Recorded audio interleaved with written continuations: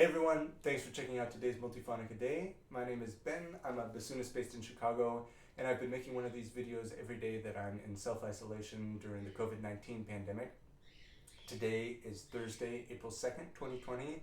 This marks day 19 of my self-isolation, and today is episode 17 of Multiphonic-a-Day. Today's Multiphonic is dedicated to Francine Peterson. Francine was my first bassoon teacher. I studied with her for 7 years, from the time I was in 6th grade until I graduated high school. And ever since then, she's continued to be a major mentor in my life. I learned so much from Francine, and I don't think that there is a chance that I would be able to make a living as a musician today if it weren't for her and everything that she taught me. And one of the things that she taught me is the fingering for the first multiphonic that ever played on purpose. This is low B flat minus pancake.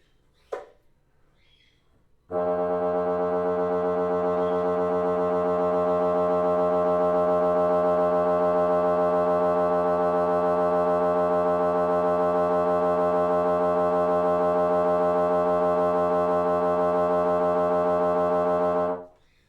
this is a classic example of what Pascal Galois calls a rolling note in his book, The Techniques of Bassoon Playing. And what that means is that there are two prominent pitches that create this really audible oscillation.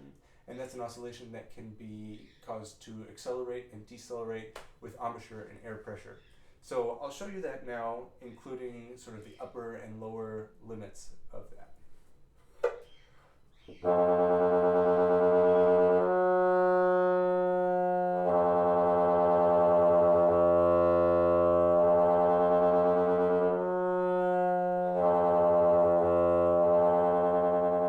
So as you can hear, both at the upper end, if I tighten my embouchure too much, move too far up the reed, and increase my airspeed, and when I come way out, when I come off on the reed, loosen my embouchure and decrease my airspeed, it'll isolate a single tone either on the low end or the high end of these two oscillating pitches. But in between those two extremes, there's quite a lot of room for really nice acceleration and deceleration without it breaking in either direction. I'll show you that now.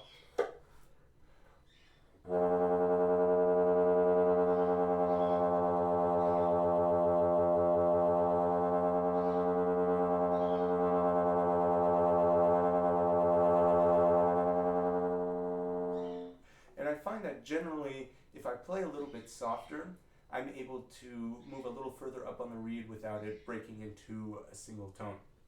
So the fingering for this multiphonic is in the left hand, 1, 2, 3, right hand, 1, 2, 3, pinky F key, and then left hand thumb, low B key, and low B flat key. So it's basically fingering for low B flat 1, minus the pancake key in the right hand. And this is a multiphonic that comes up a lot in different repertoire. I'm going to show you a couple of different examples today. These are both from pieces that I've talked about before. The first one is Legno.Edre II.Edre by Pierluigi Bellone. And in this piece, this multiphonic emerges after this long period of exploration of the note F2, which is the bottom note that comes out when it's isolated on the lower end of this multiphonic. And Bellone has found all these different timbre fingerings that he's moving around with the F. So it sounds kind of like this.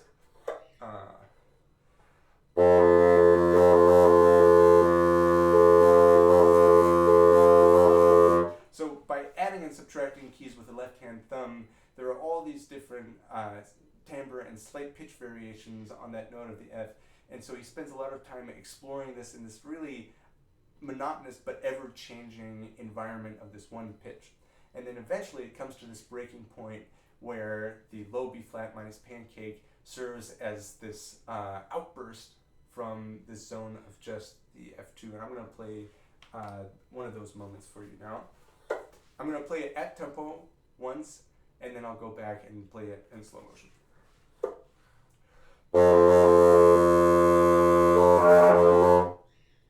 So it's just really this flash in the pan, this really brief moment that erupts out of this monotony of the F. And when I do it in slow motion, it'll become even more evident.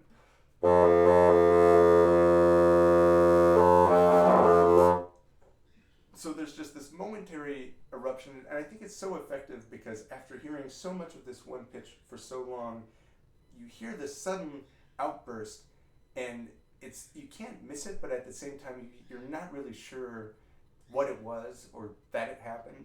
And as it goes on, he continues to expand this idea, going back to this multiphonic over and over again, and then adding and subtracting some keys on top of that that allow him to explore some of the upper harmonic spectra of related multiphonics. And so I think it's a really effective progression from just this one note being manipulated in all these different ways to this multiphonic coming out and then building up, exploring the higher reaches of that. The other piece that I want to mention briefly is another one that I've shown before. This is Grandfather by Chris Fisher-Lochhead. And this piece is a veritable encyclopedia of multiphonic fingerings.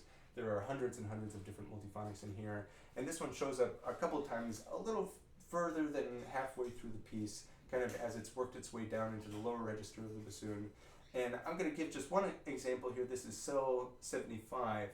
And similarly, he's playing around with different fingering combinations around the B flat minus pancake, but this one it kind of serves as the center of this cell. I'll do it in slow motion once. I'll put up the score here, and just as a note, I'm planning tomorrow in my video tomorrow to talk a little bit about tablature notation and how Chris has represented some of these multiphonics on the page, as well as Bologna and a couple of other composers. To talk about that. So if that's something you're curious about, check out tomorrow's video for sure. But first I'm going to play this one in slow motion, talk about it a little bit, and then I'll go back and play it at speed.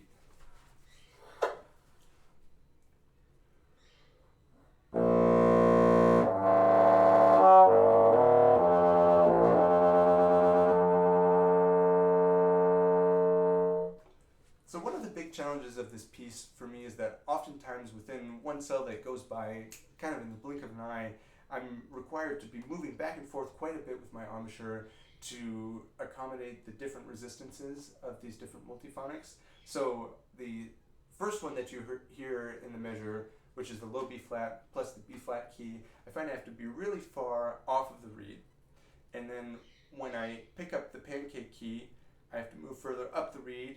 And then once I let go of the or add the pancake back, it's kind of regular, and then I have to come back a little bit from where I was for the low B flat minus pancake, so it doesn't break up into the upper harmonic as I was showing before. So it's really kind of a choreographic challenge and a muscle memory challenge in order to get them to speak in such close quarters with each other. So I'll do it slowly one more time without it up so you can watch what I'm doing with my embouchure.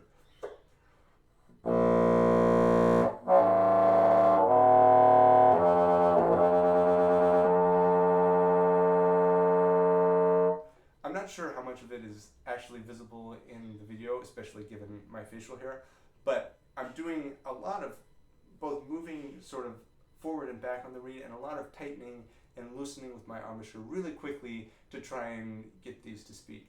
And so the point in the middle where you hear this, that's the low B flat minus pancake key, the one that I'm talking about today. So like I said, it forms the centerpiece of the cell. It emerges from these first two multiphonics and then sounds again and is changed. I'm adding the lower resonance key with my pinky to that at the end of the cell. So I'm going to play that once more at tempo, just the cell 75 from Grandfather. Thank you for checking out the video today. As always, leave me your thoughts, your comments, your requests below, and come back tomorrow for some more multiphonics. Thanks.